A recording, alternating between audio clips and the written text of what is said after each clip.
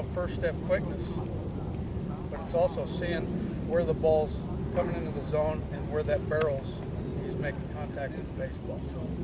Okay.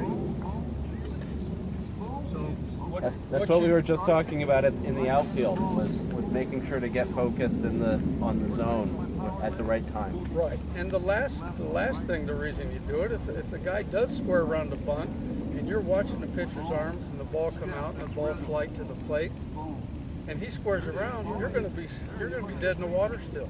You're not going to have that. You see that back foot slide, right? You see that back foot slide, or you see his barrel starting to drop. You know you got to get in there and get a bunt.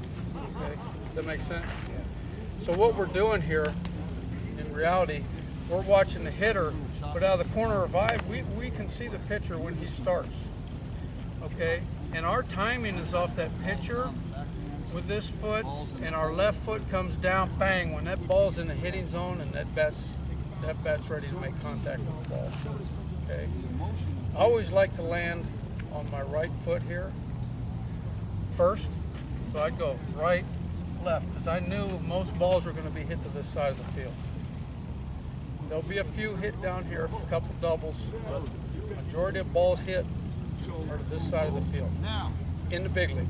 And I know that we all talk about getting everything lined up to throw to first, but there are times when you got that little speedy little guy at the plate. You got a Ricky Henderson, right? And he hits a ball to your front hand into the 5-hole over here. You field it. You might not have time to square your feet, but you can square your shoulders. And again, it's got to be to the right field side because you're going to come back. If you don't, the first baseman's going to take a chance of getting a little banged up over there. Okay. Average depth at the big league level, you know, you guys, it could be different. We know the other teams where to play. The average depth's about a 7 and 7. Somewhere in here. There, here, 7-7, right? That's big league. Okay. You guys, it might be different. You know, if you want to play in a little bit, we're going to base everything we teach you and talk to you about big league. Double play depth is going to be in a little bit more. Why do you think that would be? Get the ball sooner. Get the ball sooner. Get it in the air sooner. Average runner is what?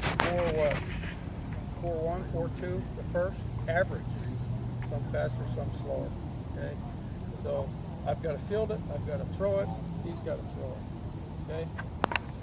Double plays. What's going to dictate whether we turn 2 or not?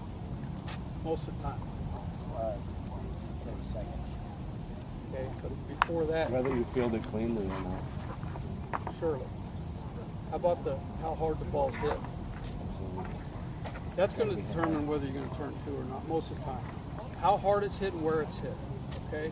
If I got a hard hit ball to my left, good chance it's going to be 2.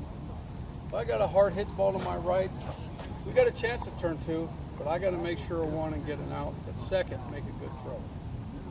Usually what happens is a bad throw to second will lead to a bad throw to first. You might not get anybody. So always make sure we get that lead down. Okay?